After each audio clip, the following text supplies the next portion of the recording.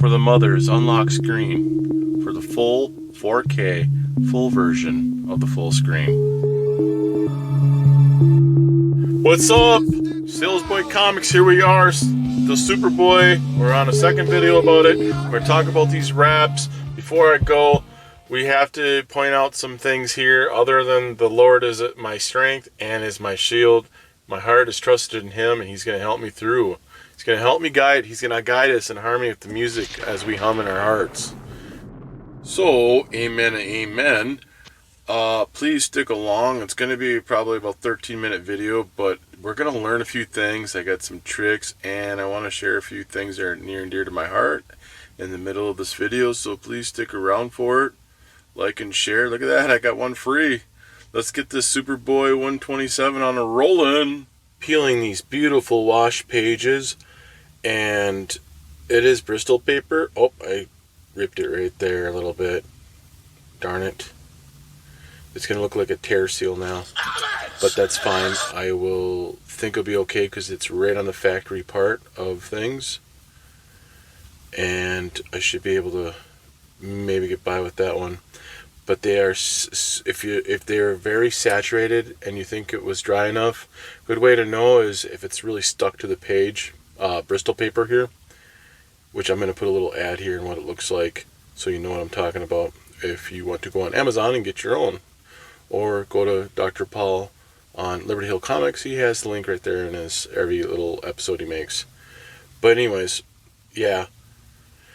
So that's how you know if it was a little too damp, a little too moist to put in the press. You're going to have issues like I just have right here. He's like... Silly me, I should have started for somewhere in the middle or somewhere off the side and kind of worked downwards. To avoid that, you want anywhere there's sort of a tear or tear seal, you want to go like from the back side of it and outwards, not into it and sideways and pull it apart like I just did there. So shame on me for doing that, and I know better. Trying this same thing that I'm doing and you're having issues, you can just stop, because if you feel like it's going to do more damage, try to just put it back in the press for maybe another 5-10 minutes, and you can go up to 170 degrees on it.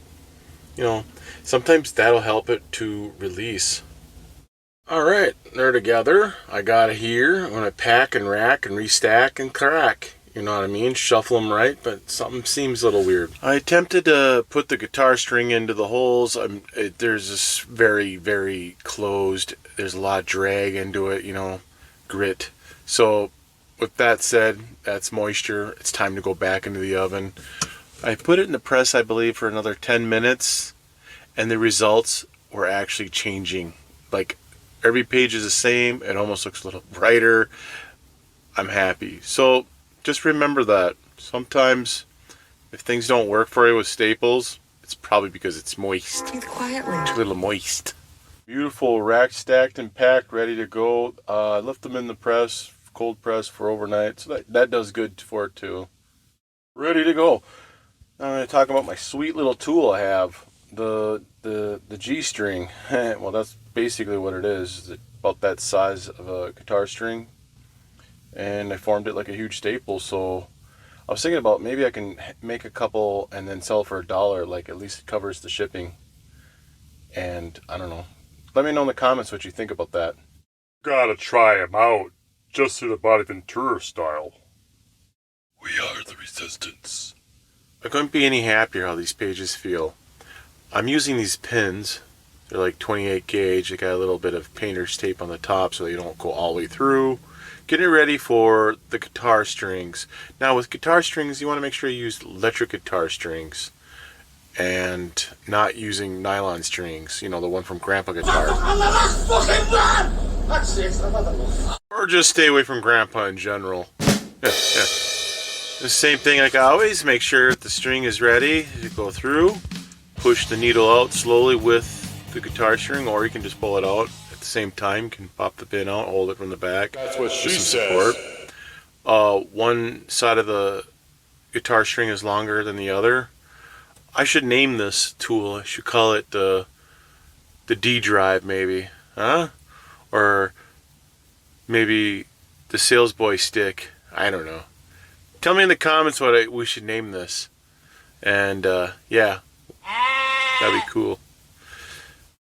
With that being said, I hope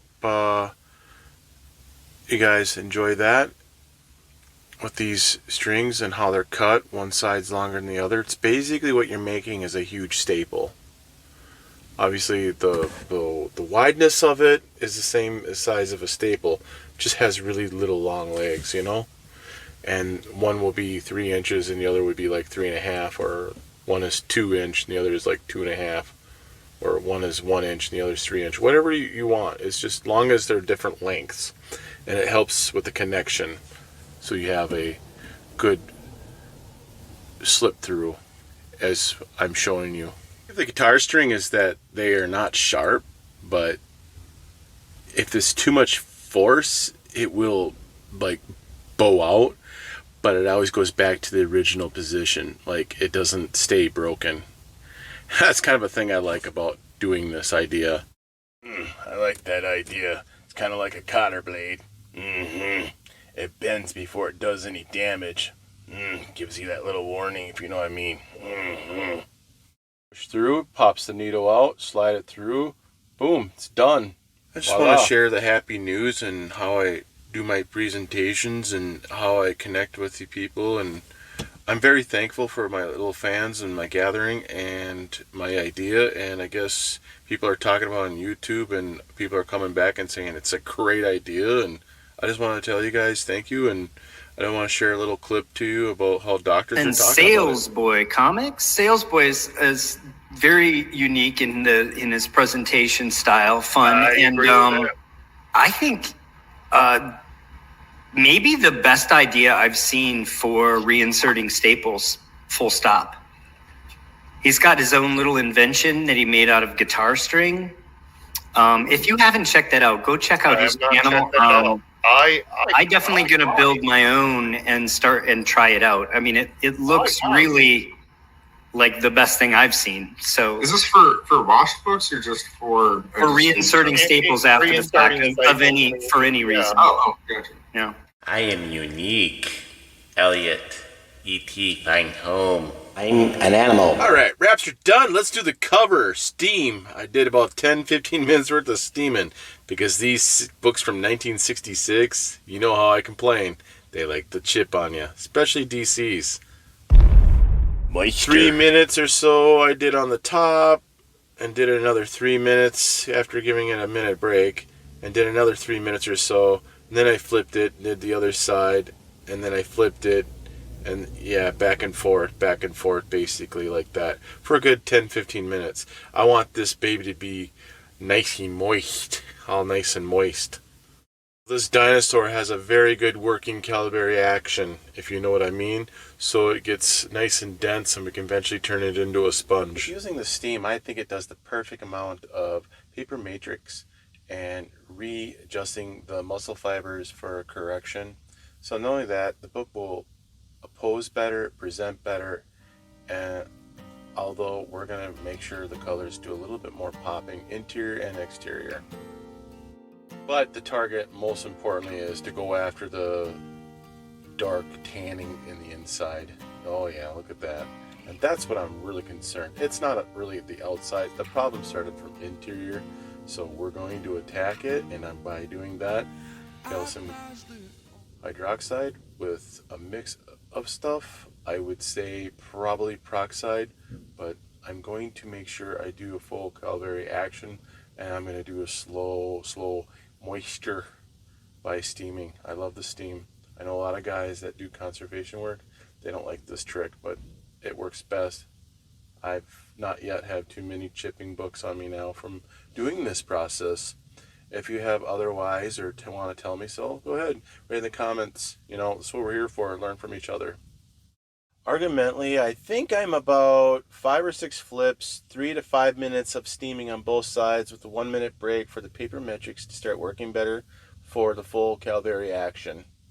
Decided I'm going to use methicellus for the cover. I think that's a good idea. About a tablespoon of that or so and a couple tablespoons of water and swish it around in my little sample glass here. I think going to keep continuing, but is the paper fully saturated and contempt? No, it's slightly moist, and if we did a reader on it, it would be like probably 80 humidity, 80%. They say heatness will hurt the page, it causes the fibers to tear. That's baloney. Just buy a good steam gun like mine. I think I spent like $60 on it and it works great. So we're going to apply 6% peroxide. But back to the steam gun, I think now they're selling them on Amazon for like $40. Darn. I do have a cheap heat gun, steam gun, and it sucks. It gets hot and it'll burn you. So anyways, calcium hydroxide's on, so we'll let it sit for 5 minutes. 5 minutes is up. Let's get some calcium hydroxide going. I will smoothly apply this on. This calcium will go in. It will be a nice buffer, and it'll be a full saturation style here. And the trick is let it soak. Don't start attacking it. The more you move it around, the more you flip it, that's what starts hurting the paper. So let her, a couple of minutes. Did close up. Look at the little acid running off of there. Little turd streaks. You see them? Oh yeah, I think this water desiccation is going to work great and with the setup I'm doing. And I'm not going to let it soak forever either. I'm going to be very mindful of what we're dealing with here, and it's important. Now it's time to squingy it off. Catch it with my little towel here. Remember now, this is completely soaked for about a total of 8 minutes. 5 minutes with peroxide on the edges, and 3 minutes with just regular water with calcium hydroxide. You might ask, is it fully saturated yet? Nope, because you have to flip it. And as you do it, you have to be very, very careful. I do enjoy doing the tabletop method though. I think it works one of the best ways. It's safer anyways. And my peroxide when I'm doing it here is warm. It's probably close to 100 degrees inside this glass bottle. So I have a special bottle for doing this. So as it's hitting the paper, it's about 86 for a temp. And coming out of the nozzle, it's close to 100. Useful note I came across that warmed up peroxide does less damage on paper, skin, so that's something to look forward to. Studies have shown. We're just hobbyists. Let me know in the comments. Peroxide too much? Is it too warm? Tell me what you think. What's the outcome of this? We're going to have to cut it right here though and make a third video. Thank you for joining me on Salesboy Comics. I am Dylan. God bless. Take care. Later. And remember, Keep it moist. amazing.